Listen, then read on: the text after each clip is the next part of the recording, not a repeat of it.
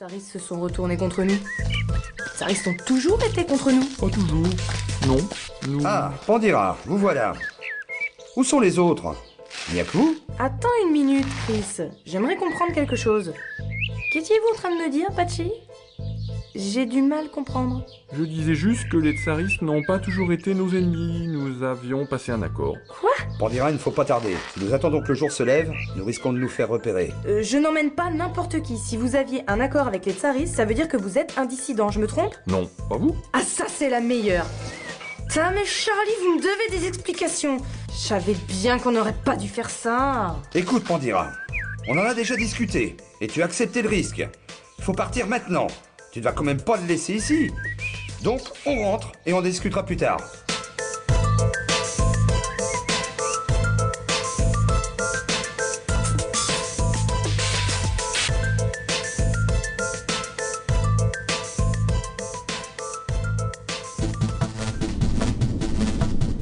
Alors nous y voilà.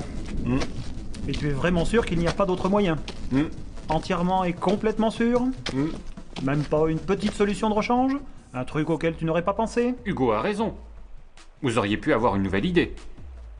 Quelque chose qui nous évite, ça. Alors? Alors quoi? Eh bien que fait-on?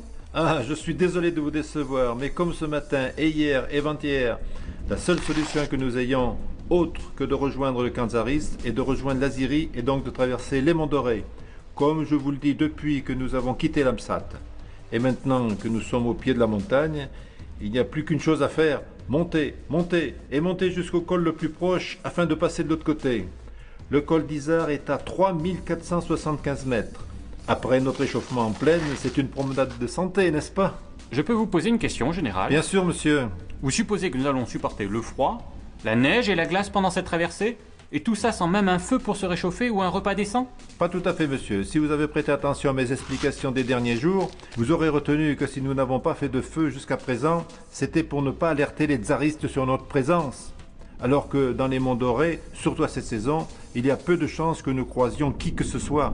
Il sera donc possible, pour autant que nous trouvions du bois sec, de faire un feu. Mais pour le reste, vous avez raison. Et en admettant que nous arrivions au sommet de ces montagnes, et que nous passions de l'autre côté sans mourir de faim ou de froid, sans entorse ou accident, combien de temps nous faudrait-il pour rejoindre Izara? En considérant le temps, les obstacles naturels éventuels et la fatigue, je dirais 5 à 6 semaines au moins. 5 à 6 semaines? Tu te rends compte de ce que tu viens de dire? Ça fait déjà 2 semaines que nous avons quitté Aliska, et ce n'est que le début? Exactement, mais il est possible que nous gagnions un peu de temps si nous trouvons une cabane avec des skis ou de la nourriture, ou si le temps s'améliore et qu'il ne neige plus.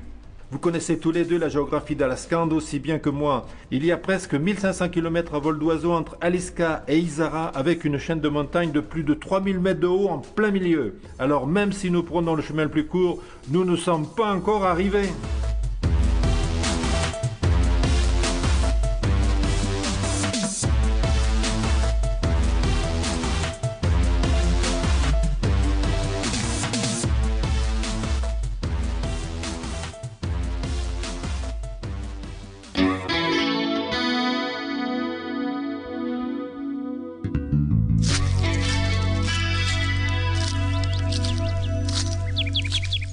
Amis des cieux, vous qui faites la pluie et le beau temps, je me présente aujourd'hui humblement à vous.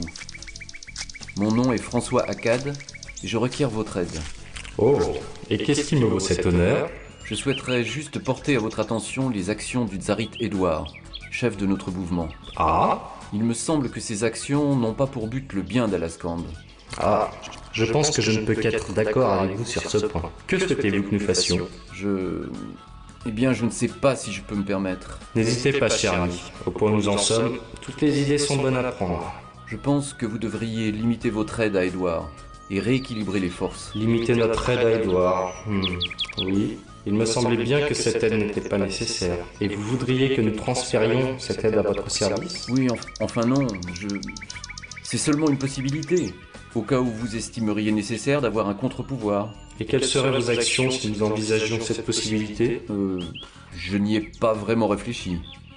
Cependant, je peux vous affirmer que mes actions seraient bien entendu dictées par le bien commun et le souci d'offrir une meilleure vie à mes concitoyens. Je vois. Et j'aurais bien sûr à cœur de vous remercier pour votre aide. Et de quelle manière? Enfin, nous pourrions vous construire un monument ? Pour continuer à écouter ce livre audio gratuitement, cliquez sur le lien dans la description et vous pourrez l'écouter en entier sans frais grâce à l'essai de 30 jours d'Audible.